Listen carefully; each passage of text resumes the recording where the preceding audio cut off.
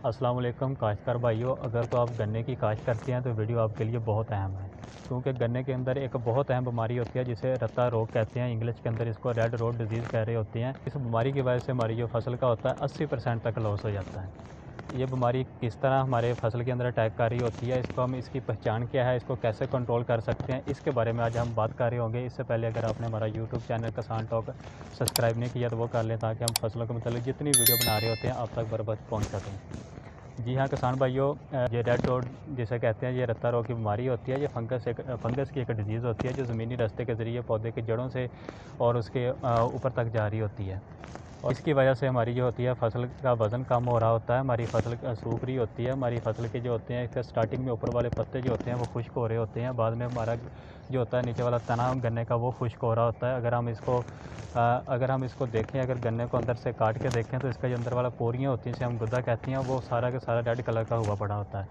और उसके अलावा जो उसके अगर ऊपर पत्ते देखें तो पत्ते की जो मेन रगें होती हैं ना, वो सारी रेड कलर की हुई होती हैं, जिसकी वजह से हमारी फसल का काफ़ी ज़्यादा नुकसान हो रहा होता है। पैदावार कम हो रही होती है, गन्ने का वज़न कम हो रहा होता है, जिसकी वजह से शुगर मिल मालिकान नहीं होते, वो भी परेशान होते हैं, क्योंकि इसको कंट्रोल करना बहुत मुश्किल होता है। इसको कंट्रोल करने के लिए कुछ हमारे किसान भाई जो होते हैं वो इसको ऊपर स्प्रे कर रहे होते हैं। इसका असल में जो अटैक होता है वो जुलाई अगस्त सितंबर के अंदर नज़र आ रहा होता है फील्ड में। और वीडियो बनाने का मकसद भी यही है कि इसको अगर हम स्टार्टिंग में अगर कंट्रोल कर लेंगे तो जो हमें बेहतर तरीके से हम कंट्रोल कर सकते हैं, बाद में इसको कंट्रोल करना मुश्किल हो जाता है।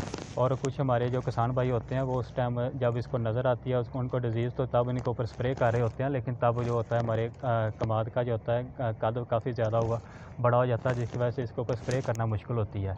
लेकिन अगर किसी तरीके से वो स्प्रे कर भी लेते हैं तो इसके बाद भी हमें कोई अच्छे रिज़ल्ट नहीं मिल रहे होते। और कुछ हमारे किसान भाई जो होते हैं वो उनको पता होता है कि ज़मीन के ज़रिए फैल रही होती है डिज़ीज़, वो होते हैं कॉपर सल्फेट जिसे वो नीला तोता कहते हैं, वो वो फ्लड कर रहे होते हैं। 3 kg पर एकड़ के लिहाज से इसको फ्लड करते हैं, लेकिन उसके फ्लड करने से भी कितने अच्छे रिज़ल्ट नहीं मिल रहे होते। कुछ हद तक तो वो इसको कंट्रोल कर रहे होते हैं, लेकिन इसको कंप्लीट कंट्रोल नहीं कर रहे होते। इस तरह वो 3 से 4 दफ़ा इसका फ्लड करते हैं, तो फिर जाके वो कुछ हद तक इसका कंट्रोल करते हैं, कंप्लीट वो कंट्रोल नहीं करते।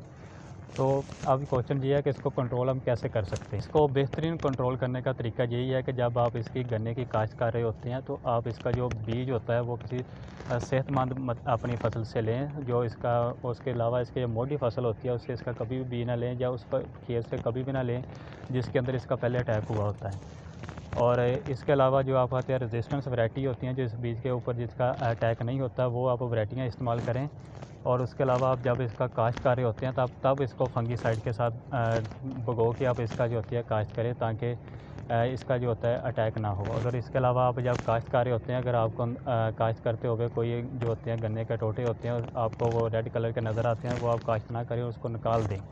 तो इस तरह आप अगर काश्त करते वक्त इसको जो होती हैं इसको कंट्रोल कर सकते हैं। उस टाइम अगर आप अच्छे बीज सेहतमंद बीज इस्तेमाल करके आप इसको कंट्रोल कर सकते हैं, क्योंकि जब इसका एक दफ़ा अटैक हो जाता है हमारे फील्ड के अंदर, फिर इसको कंट्रोल करना बहुत मुश्किल होता है।